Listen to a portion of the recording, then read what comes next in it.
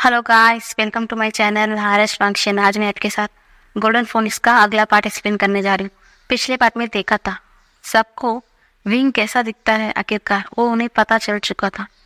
जब वो देखते हैं कि विंग कितना ज़्यादा हैंडसम है और वो ब्यूटीफुल ओमेगा है, आज तक वो लोग इतनी ब्यूटीफुल ओमेगा को देखा ही नहीं है।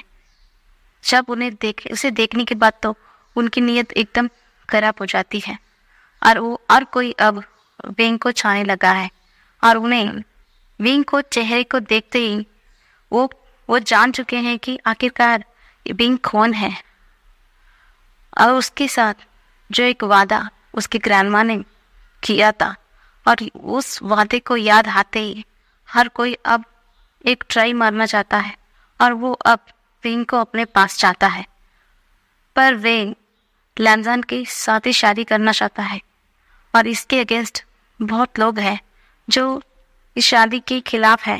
और उन लोगों ने क्या बोलते हैं, लैनी और बॉशन सरन को याद दिलाते हैं कि जो उन्होंने सालों पहले किया हुआ वो वादा याद दिलाते हैं। तभी हमारा लैनी बताने वाली है कि हाँ, हमने अपने वादे को पूरा किया है, वो भी बिना उससे तोड़े, ऐसा बोलते हैं। और वो बताना शुरू करने वाले है। अब आगे जैसे लैनी बोलती, आपको पता था ना कि हमने भविष्य जो पहले हमने वादा किया, अब हमने उस वादे को पूरा भी किया है। बस आपको ही वो समझ नहीं है कि हमने कैसे अपना वादा को हमने फुलफिल किया है, ऐसा वो बोलते हैं। अब ना एक तो छोटा सा एक फ्लैशबैक आता है कि वो आखिरकार वो वादा ही क्या था। जब ये कल्टीवेशन वर्ल्ड एकदम नॉर्मली चल रहा था, सब लोग बहुत खुश रहते थे। पर ना तभी वहाँ पर क्या बोलते हैं ना, दो नेगेटिव एनर्जी ना बहुत ज़्यादा मात्रा में बढ़ने लग गई थी और हर कोई बहुत परेशान था इससे। तब ना यहाँ में इस जगह पर एक एंसेस्टर ने, यानी कि बोलते हैं ना, या गॉड या स्पिरिचुअल कल्टीवेशन या ह्यूमन वर्ल्ड या डेमन वर्ल्ड, इन सब के भी ऊपर एक बोलते हैं ना एक पावरफुल गॉड है।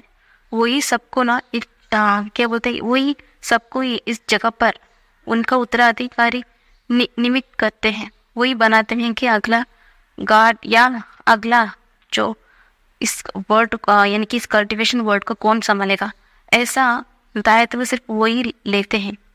तो उन्होंने एक बार जो पहले एक डेमन गार्ड थे, उनके मन में बहुत क्या बोलते हैं, बहुत नेगेटिव एनर्जी बहुत ज़्यादा था। उनको पूरा वर्ल्ड को कब्जा करने का उनका इरादा था। पर वो ये भूल गए कि उन्हें भी इस जगह पर एक उत्तराधिकारी बनाने वाला कोई और था, क्योंकि उन्होंने पावर और लालच में आकर वो यही भूल चुके हैं कि उनका ऊपर भी कोई है और सबको वो अपनी पैरों के नीचे लाना चाहते थे। तभी एंसेस्टर को इतना गुस्सा आया कि उन्होंने ये उनसे जो आधा पावर था उन्होंने उससे ले लिया और उस पावर को एक लोहे में ट्रांसफर कर लिया था, उन सारे पावर को। और उसके बाद हर जो भी डेमन वर्ल्ड में रहता, उनके पास सिर्फ आधा ही डेमोनिक पावर्स होते, पूरा कभी भी नहीं होता। अगर एक इंसान के पास पूरी तरीके से पावर आ जाएगी तो वो कुछ गलत ना कर बैठे। इस चक्कर में एंसेस्टर ने उनसे आधा शक्तियाँ लेकर इन लोगों का आकार दे दिया था उन शक्तियों को, और इन लोगों को स्पिरिचुअल कल्टीवेशन वर्ल्ड में रख दिया था। और वो सब कुछ नॉर्मली चल रहा था स्पिरिचुअल कल्टीवेशन वर्ल्ड में। पर एक दिन किसी ने क्या बोलते हैं, शक्ति के लालच में आकर जो कल्टीवेटर ने उसे यूज़ करने का दुस्साहस किया और वो इन लोगों ने जो उसमें बहुत ज़्यादा नेगेटिविटी भरा था ना, उस इंसान को अपने अंदर ले लिया था और इन लोगों ने उसे कंट्रोल करना शुरू कर दिया था। इससे बहुत ज़्यादा बर्बादी सब कुछ होने लगा और इसे सब लोग रोकने की कोशिश कर रहे थे, पर कोई भी उसे रोक नहीं पा रहे थे। तभी इन सब लोगों ने यहाँ के इमॉर्टल लैनी और बौशल सरन की मदद मांगी और उनसे भी ये कुछ नहीं हो पा रहा था, क्योंकि इसे जो एंसेस्टर गार्ड थे उन्होंने ही बनाया है, तो वो और कोई भी उसे काम नहीं कर सकता था। ऐसा ही दिन चलते ही जा रहा था और बौशल सरन के एक बेटी और एक बेटा था। बेटी का नाम कांग्से सरन था और वो एक क्या बोलते हैं, उनका विचार सब कुछ अलग था। वो एक इमॉर्टल की बेटी थी, इसलिए सब उन्हें बहुत सम्मान करते हैं और उनका जो नेचर है वो बहुत शरारती हैं, बहुत शैतानियाँ करते हैं और वो कोई भी रूल्स को नहीं मानते। उन्हें लगता है कि हर कोई रूल से बांध कर नहीं रह सकता, सिर्फ रूल वो तोड़ने के लिए बना गया है, इससे उनका मानना था। पर वो ना कल्टीवेशन वर्ल्ड में कुछ अलग करना चाहती थी, इसलिए उन्होंने डेमोनिक कल्टीवेशन यूज़ करना पसंद किया और उन्होंने उसे यूज़ किया भी। उनकी मदर भले ही एक इमॉर्टल है और एक प्योर वाइट एनर्जी को यूज़ करती हैं, पर इन्होंने उनसे हटकर जाकर डेमोनिक कल्टीवेशन को सीखा और उन्होंने अच्छी तरीके से सीखा। कुछ सर्कमस्टेंस की वजह से वो इतनी ज़्यादा पावरफुल डेमोनिक कल्टीवेशन बन चुकी, क्योंकि वो इन लोगों का एक बार मास्टर ही बन चुकी थी और उन्होंने उस डेमोनिक कल्टीवेशन को अपने अंदर लेने के बाद बाकी योग की तरह किसी को कंट्रोल करना, किसी को बर्बाद करना, ऐसा नहीं किया था। उन्होंने सबके भलाई के बारे में सोचा और सबको मदद किया। और इसके बाद जो एंसेस्टर गार्ड थे उन्होंने एक वरदान दिया था कि जब ये एक प्योर सोल की वजह से ये डेमोनिक कल्टीवेशन होने के बावजूद भी उस डेमोनिक पावर उनके ऊपर हावी नहीं हुई। वो सबके भलाई के बारे में सोचा था और उनका सोल एकदम प्योर था।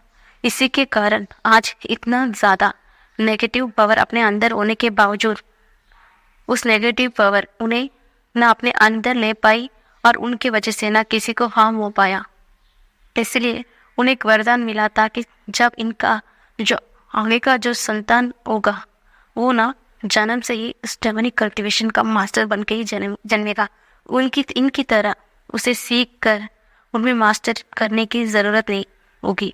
वो जैसे ही जन्मेगा उसकी मदद की जो भी उस कल्टीवेशन को उन्होंने कल्टीवेट किया है उसके साथ ही वो जन्मेगा और वो एक बहुत बड़ा कल्टीवेटर बनेगा, ऐसा बताया जाता। और ये जो भविष्यवाणी हुई थी ये सबको पता था, इसलिए हर कोई उन्हें अपना पार्टनर बनाना चाहता था, हर कोई। पर लैनकुरन उनसे बहुत ज़्यादा प्यार करते थे। उन्होंने कभी उनका पावर ऐसा कुछ किसके बारे में भी वो सोचा नहीं था, पर वो सिर्फ कांग्से को चाहते थे और चैंग फेनमियान भी उन्हें चाहते थे। पर कहीं ना कहीं वो उनकी पावर्स को भी चाहते थे ताकि उनका जो जैंग क्लैन है वो सबसे आगे आ पाए, सबसे ऊपर राज कर पाए, ऐसा भी उनमें विचार था। पर कांग्से सरन कभी भी चैंग फेनमियान या लैनकुरन को पसंद नहीं किया था। पर हाँ, उनका बॉन्ड लैनकुरन से सबसे ज़्यादा था और वो सबसे ज़्यादा भरोसा सिर्फ लैनकुरन पर ही करते थे और लैनकुरन को अपना सबसे अच्छा दोस्त मानते थे। पर लैनकुरन ऐसा नहीं, लैनकुरन तो उनसे सबसे ज़्यादा प्यार करते थे। इस बार उन्होंने अपनी फीलिंग के बारे में उन्हें इस्कार भी किया था, पर कांग्से सरन ने मना कर दिया था। उन्होंने कहा कि उन्होंने सिर्फ उन्हें अच्छे दोस्त की तरह माना था, ऐसा वो बता दिया गया है। उसके बाद लैनकुरन शायर तो हो गए, फिर उन्होंने कांग्से के खुशी के कारण उन्होंने इसके बारे में ज़्यादा सोचा नहीं। उसके बाद कुछ सालों बाद वापस उन्होंने कांग्से को देखा था, पर आज उनके साथ कोई और था। कांग्से सरन ने उस पूरे कल्टीवेशन वर्ल्ड के सामने वो सबको बताई थी कि उनका शादी हो चुका है और ये उनका हस्बैंड है। और कोई भी उनका हस्बैंड को देख नहीं पाया था, क्योंकि उनके हस्बैंड के चेहरे पर एक मास्क लगा हुआ था जब कांसे से सब लोग ने पूछा कि क्या आप अपने हस्बैंड को चेहरा को हमसे नहीं दिखाएंगे, तभी कांसे ने एकदम साफ ही मना कर दिया था कि उसके हस्बैंड बहुत ज़्यादा शाई फील करते हैं, वो किसी अजनबी के साथ नहीं मिलते हैं, उन्हें अनकंफर्टेबल होता है, इसलिए वो कभी भी अपने फेस को किसी के सामने लाते ही नहीं, ऐसा बताया था। रैनकुरन तो बहुत ज़्यादा दुखी थे कि उनके जिससे वो प्यार किया था, आज वो किसी और से शादी कर चुकी है और उनसे प्यार करती है। ये देखने के बाद तो रैनकुरन का दिल तो पूरी तरीके से टूट चुका था। फिर भी कांसे को हंसते हुए देखकर वो भी खुश हो गए थे। तभी कांसे ने कहा था, कुरैन, मुझे पता है कि तुम मुझसे प्यार करते हो, पर मुझे माफ़ कर देना, मैं कभी भी तुम्हें उस नजरिए से देखा ही नहीं, तुम मेरे सबसे अच्छा दोस्त हो।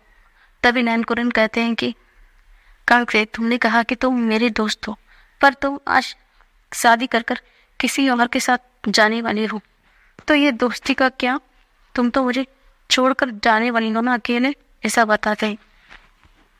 तो कांक से हंसती है और बोलती है कि ऐसा नहीं हो सकता, मैं अपने कुरैन पर छोड़कर जाऊँ, ऐसा नहीं हो सकता, वो भी मेरी इतना कड़क दोस्त को, बिल्कुल नहीं, मैं कहीं भी जाऊँ, कहीं भी रहूँ, पर मैं किसी ना किसी वजह से हमेशा मेरा दोस्ती निभाते ही रहूँगी।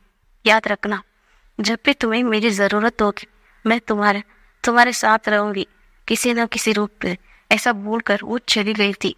और उसके बाद कभी भी किसी ने भी कांसे को देखा ही नहीं था, पर हर किसी को जो भविष्यवाणी हुई थी उसके बारे में याद था, तो सब लोग उनसे पूछने लगे थे, कैसे हो सकता है, एक भविष्यवाणी ऐसे हुई थी और अब कांसे किसी और से शादी भी कर चुकी है, क्या अब उस बेटे के साथ आपने किसी और को शादी करवा देंगे, ऐसा सब लोग ना बोलते हैं।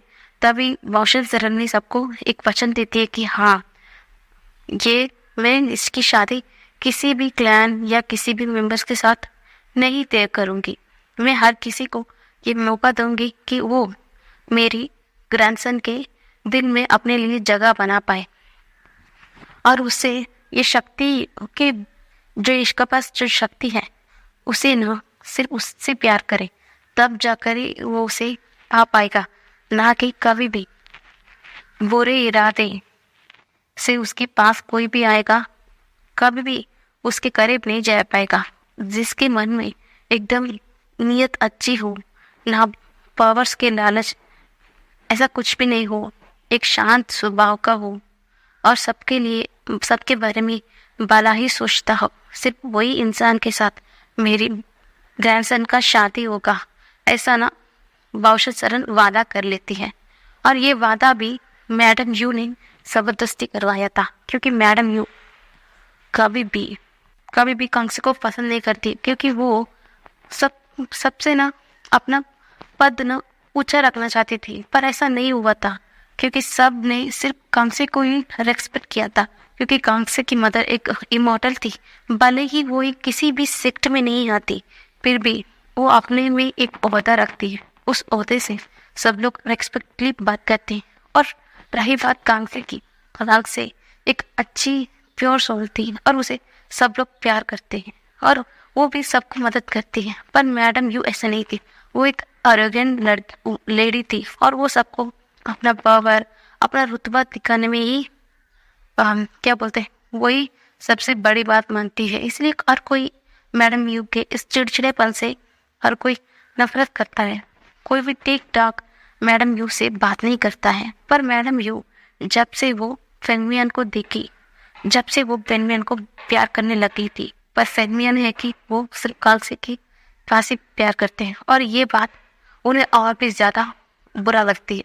और ये लेडी जिनके पास ना कोई सेक्ट है ना कुछ है, भले ही उनकी मदर एक इमोर्टल है, फिर भी हर कोई उन्हें प्यार करता है। और उससे भी ज़्यादा जिस इंसान को मैडम यू प्यार करती है वो भी उसी लेडी से प्यार करता है। इस बात ने उन्हें उनके दिल में बहुत गहरा चोट पहुंचाया था। वो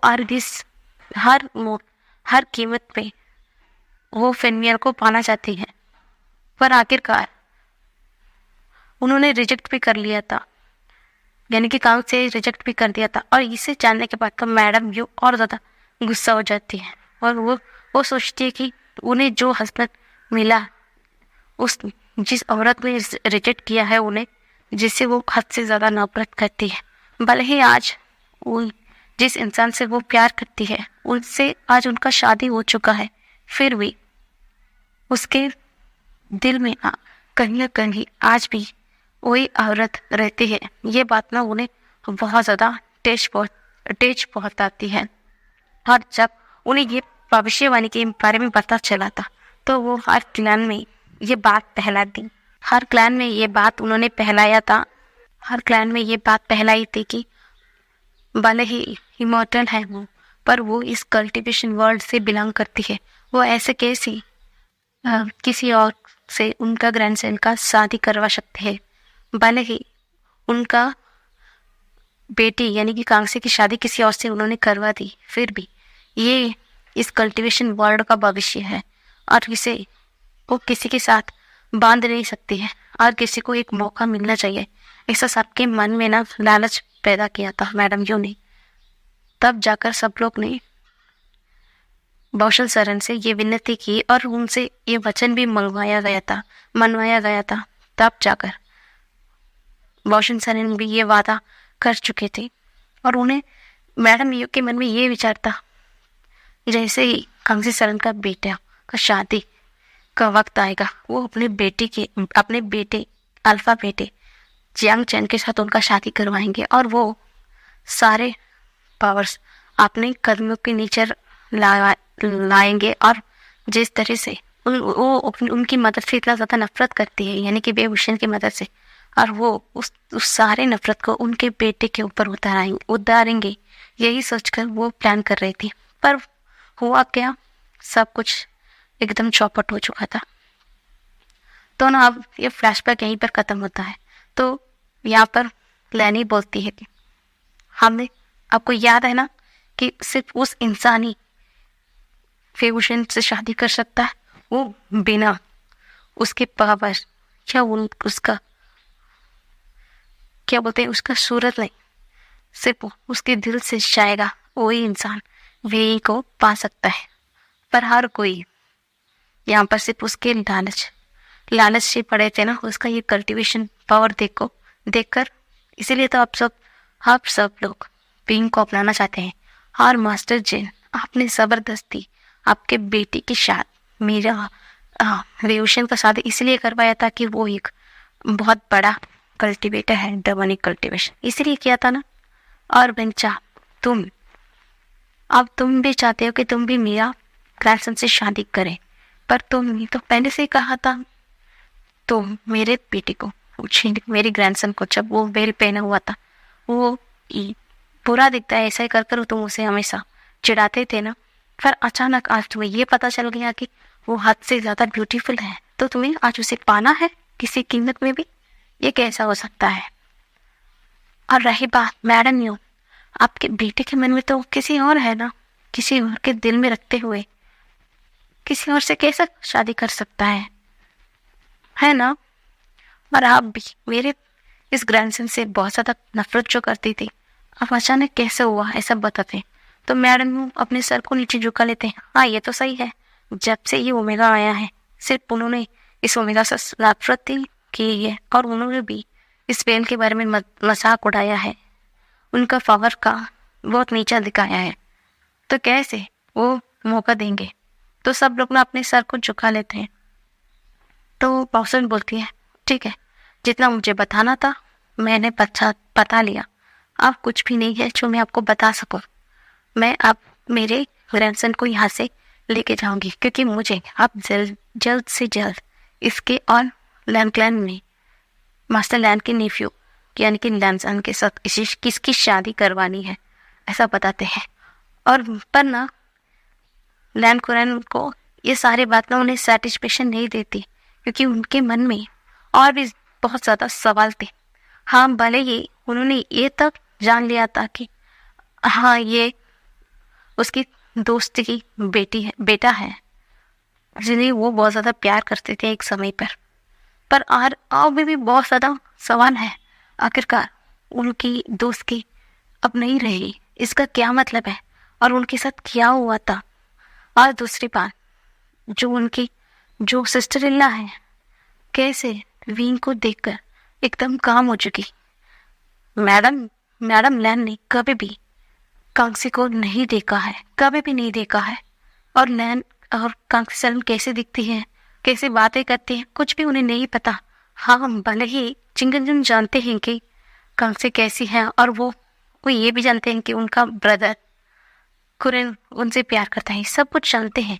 फिर भी मैडम लैन को तो पता नहीं है ना। फिर कैसे विंग को देखते ही मैडम लैन एकदम शांत हो चुकी। उनका फोनिक्स भी किस तरीके से कैसे शांत हो सकता है, इसका मतलब क्या है। और इतना और कौन सा बहुत ज़्यादा बातें हैं क्या उन्हें अभी भी जानना है, और क्या क्या राज है जो अभी भी जिनसे वो अनजान है, यही सोचते हैं। और सिर्फ ना बाउसन सरन और लैनी की तरफ देख रहे होते हैं। और लैनी बाउसन सरन उनका इशारा समझ लेती है और बताती है, मैं जानती हूँ पुरन, तुम्हारे मन में अभी भी बहुत सारे सवाल चल रहे होंगे, पर मैं बस तुम्हें इतना कहूँगा, तुम अभी पूरा सच नहीं जान सकती। जब वो बात खुलने का वक्त आएगा, वो अपने आप सारा सच तुम्हारे सामने आ जाएगा। पर फिलहाल तुम्हें इतना ही जानना चाहिए कि विभूषण कौन है और उसके पास क्या पावर है। तुमने समझ लिया, ऐसा बताते हैं और अपने सर को नोट करते हैं। और उन्होंने इस चक्कर में वो जो बात आखिरकार पूछना चाहते हैं वो भी भूल चुके थे। और उन्होंने जल्द से लैनी की तरफ देखते हैं और बोलते, एल्डर, क्या आप मुझे ये बताएंगे, जैसे ही रैमसन ने बीन की फेस की वेन को हटाया है, हमारी शक्तियाँ वापस आ चुकी हैं। ये कैसा हुआ, क्या आप बताएंगे हमें? जल्द से बताइए ना, मुझे कुछ समझ ही नहीं आ रहा है। ऐसा बताते हैं। तो ये क्वेश्चन को तो सब लोग भी जानना चाहते हैं, आखिरकार कैसे विंग का वेल हटा और उनका शक्ति वापस कैसे आ सकता है, ये तो सब भी जानना चाहते थे। तभी ना लैनी बोलती है, ठीक है, हम अभी यहाँ पर नहीं बता सकते हैं। जो सब कुछ भी बताएंगे हम अपने क्लैन में जाकर बताएंगे। किसी और के सामने हमारे बारे में बात करना अच्छा नहीं होगा, है ना। तो हमें तुरंत यहाँ पर से हमारा क्लैन जाना होगा। और अब मैं मेरे ग्रैंडसन को यहाँ से लेकर जाऊंगी और लैनी को भी। और तुम सब तुरंत लैंड क्लियर के लिए अभी निकलोगे। मैं कल तुम सबसे अब सारे बात बताऊंगी, ऐसा बताते हैं। और तुरंत शुयाओ, साओ चिंचान और विंग को लेकर दोनों इमोटल्स गायब हो जाते हैं। और लैन कुरन तो एक समय भी बर्बाद नहीं करते, वो तुरंत अपने सारे मेंबर्स को लेकर ना यहाँ से लैंड प्लान के लिए निकल जाते हैं। पर ये सब लोग बहुत ज़्यादा परेशान हैं और वो भी तो सारी बातें जानना चाहते हैं, पर यहाँ पर दोनों इमॉर्टल ने कुछ भी नहीं बताया था और उन्हें सबको बहुत ज़्यादा गुस्सा आ रहा था। पर लैन क्या बोलती, पर तो वेंचाओ को तो इन सब से कुछ लेना देना नहीं था। वो जब से विंग को देखा है, वो अब तो विंग को अपना बनाना ही चाहता है। वो हर हाल में विंग को अपने पास चाहता है। और वो वेंड्रोहान की तरफ देखते हुए बोलते हैं, मुझे नहीं पता फादर अब क्या होगा और क्या करेंगे। मुझे वो वेयिंग, वो विषय मेरा ओमेगा चाहिए। वो मेरा मार्ग ओमेगा बनेगा और ना ही किसी और की। मुझे नहीं पता फादर अब क्या करेंगे और क्या नहीं। कुछ तो कीजिए, कुछ तो कीजिए, उसकी वजह से वो ओमेगा सिर्फ मेरा बन सके, ऐसा बताते हैं। और वेंड्रोहान ना खींच कर एक चाटा मारते, ये सब कुछ ना पहले सोचना चाहिए था। वो जिस दिन से आया है तुमने उस दिन से ही उसे पंगा लेना शुरू कर दिया। तुम ठीक ठाक उससे बर्ताव करते तो सब कुछ अच्छा होता, पर तुमने सब कुछ को बिगाड़ दिया है। तुम ही हो इन सबके पीछे। तुम पहले ही उन सबसे अच्छे से बात करते तो ऐसा नहीं होता। मैं एक बार बौशल सर मास्टर से कुछ तुम्हारे लिए भी मौका मांगता, पर तुमने तो मौका मांगने आने से पहले ही सब कुछ गवा दिया। ऐसा बताते हैं। और आप क्या बोलते हैं, मियाँ मियाँ भी जिद पर आ चुकी थी और वो वेंचा की तरफ देखकर बोलती है, नहीं हो सकता, कभी भी नहीं हो सकता वेंचा, तुम तो उसे नफरत करते थे ना, आज क्यों तुम उसे चाहते हो? वो सिर्फ मेरा ओमेगा बनेगा, समझ में आया तुम्हें? वो सिर्फ मेरा है और मेरा ही रहेगा, और मैं उस लैंडमार्क जी को तो कभी भी मेरे ओमेगा को लेकर जाने नहीं दूंगी। फादर, मुझे नहीं पता आप क्या करेंगे, विभूषण मुझे चाहिए फादर, आप कुछ कीजिए। ऐसा बोलकर ना वो अपने रेड एंटायर में ही अपने कमरे की ओर चला जाती है। और जिन मिंगिया को तो इन सब से कुछ लेना देना ही नहीं है, उसे सिर्फ लैन सिचन से ही मतलब है। और अब वो क्या करेगा? लैन सिचन भी अब यहाँ से जाने वाले हैं, वो कैसा उन्हें देखे बिना रह पाएगा, यही सोचे जा रहा था और परेशान होते जा रहा था। और कहीं ना कहीं चिंगशा का भी यही हालत है, वो भी बहुत ज़्यादा परेशान है। पर मैडम यू एनु ऐसा लगता है कि वो अपनी सारे बाजी हार चुकी है। भले ही वो अपने सारे बाजी हार चुकी है, पर वो उन सबको कुछ तो नहीं रहने देगी। वो कुछ ना कुछ ऐसा गड़बड़ करे कि वो सब लोग एकदम तो खिल जाए, एकदम इधर चाहिए, यही सोचती है। और वो ना मैडम मैडम लैन, यानी क्या बोलते हैं, मैडम यू वेन रॉन और मास्टर जिन की तरफ देखती है और बोलती है, आप कुछ तो कीजिए, हम अब लैन क्लैन को ऊपर भी उठने देंगे। आपको पता है कि अब क्लैन के पास उनकी शाही पावर्स आ चुकी है, और ऊपर से वेइंग भी उनका मैडम लैन बनने वाला है। आपको पता है ना, अब जब ये दोनों शक्ति मिलेगी तो ये कल्टीवेशन वर्ल्ड में किसका राज होगा? फिर से हम सब वापस लैन क्लैन के अंडर आ जाएंगे, कुछ तो करना होगा, ऐसा बताते हैं। तभी मास्टर जिन बोलते, अब मुझे पता है कि हमें किसकी मदद लेनी पड़ेगी, और जब जाकर ये सब कुछ एकदम शांत होगा और हम वापस से इस कल्टीवेशन वर्ल्ड पर राज कर सकते हैं, ऐसा बताते हैं। तो मास्टर बेंड्रोहन बोलते, क्या तुम भी वही सोच रही हो जो मैं सोच रहा हूँ? तो मास्टर जिन्ना अपने सर को हिलाते हैं। आगे देखेंगे गाइस, अब मास्टर जिन और बेन के दिमाग में आखिरकार चल क्या रहा है। और दूसरी ओर ऐसे ना ये दिन बीत जाते हैं और सब लोग ना तुरंत लैन क्लैन में सारे मेंबर्स चले जाते हैं। तभी चले जाते हैं और मास्टर कुरैन तो इतना ज़्यादा हड़बड़े में थे, उन्हें सब कुछ जानना था और उन्हें सब कुछ अपने पावर कैसे मिला, ये सब कुछ तो उन्हें जल्द से जल्द जानना है।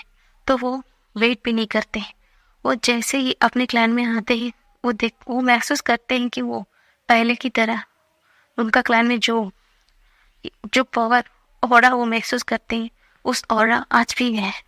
और वो एकदम एक रिलीफ की सांस लेते हैं और अंदर जाते ही एक आवाज़ आती है, कुरैन तुम आ गए, ऐसा देते। और वो तुरंत समझ जाते हैं और सब लोग भी उनके पीछे ही थे ना, तो सारे एल्डर्स जो सारे डिसिपल सब लोग ना अपने घुटने पे बैठते हैं और बोलते हैं, मास्टर, प्रणाम करते हैं सब। तो मास्टर प्लानी बोलती है, चलो खड़े हो जाओ। तब इन्हें इधर उधर देखते हैं सब लोग। वहाँ पर बाउशन सरत और वे यानी कि साओ चूचैन और सियाम नहीं थे। तो उस यानी लैंग के इधर उधर देखता है। तो मैडम यानी कि लैनी हंसती है और बोलती है, तुम्हें चिंता करने की कोई ज़रूरत है लैंजान, तुम्हारा ओमेगा आ जाएगा, बस अब मुझे तुम लोगों से कुछ बात करनी थी, इसीलिए मैं उन लोगों को किसी और कमरे में रख कर आई हूँ। मैं तुम लोगों से बात करना चाहती हूँ क्योंकि लैंकुरन कुछ जानना चाहता है ना मुझसे, इसलिए मैं भी बताना ही चाहती हूँ उससे, ऐसा बोलते हैं। तो लैंकुरन बिना टाइम गवाए बोलते हैं, मास्टर आपको पता है ना कि हमें ये स्टाफ किसने दिया? वो हमारी गार्ड ने दिया है, फिर कैसे हमारा पावर हमें वापस मिल सकता है, ऐसा बोलते हैं। तो सभी एल्डर्स भी हम ऐसा सारे लाते हैं। तो लैनी हंसती है, तुम्हें पता है ना जो वो किस हालत में ये श्राप दिया था, और तुम्हें जानते भी हो फिर क्यों मुझसे पूछते हो, ऐसा बताते हैं। तो वो डैन से चैन, नी मिंजो और वहाँ पर नी हुसैन भी था और सॉन्ग यानी कि लैनजान, सब लोग मास्टर कुरियन की ओर देखते हैं। तभी लैन वांगजी को कुछ याद आता है। जिस दिन उस सभा में उस पोनी का आगमन हुआ था, तभी ना और सब सच भी लांग बांगजी कहीं ना कहीं जान चुका था और उसे अपनी ग्रैंडपा यानी कि गॉड पुलिस पर बहुत ज़्यादा गुस्सा था। तब ना कुरियन जाते हैं और वो लैन बांगजी से बोलते हैं, बेटा कभी भी पूरा सच जाने बिना किसी और पर गुस्सा करना अच्छा बात नहीं है। एक बात याद रखना, कभी भी अपने ग्रैंडपा से नफरत मत करना। ये मत सोचना कि इन सबके पीछे वही है, उन्हीं की वजह से तुम्हारा फादर और मदर नहीं रहे, ऐसा मत सोचना। हमारे आंखों के सामने जो दिखता है वो हमेशा सही नहीं होता है बेटा, वो याद रख ली। ऐसा उन्होंने बताया था। वो सब कुछ जैसे ही लंजन को अपने दिमाग में बचती है ना, तो वो तुरंत अपने अंकल की ओर दिखता है। तो अंकल, आप पहले से ही जानते थे कि हमारा ये श्राप मुक्त हो सकता है और इसलिए उस दिन अपने मेरे ग्रैंडपा के खिलाफ मेरे मन में कोई भी कड़वाहट ना रखने के लिए कहा था ना। बताइए क्या बात है, ऐसा बताते हैं। तो मास्टर लैन ना एक गहरी सांस लेते हैं, बोलते, हाँ तुम्हारे ग्रैंडपा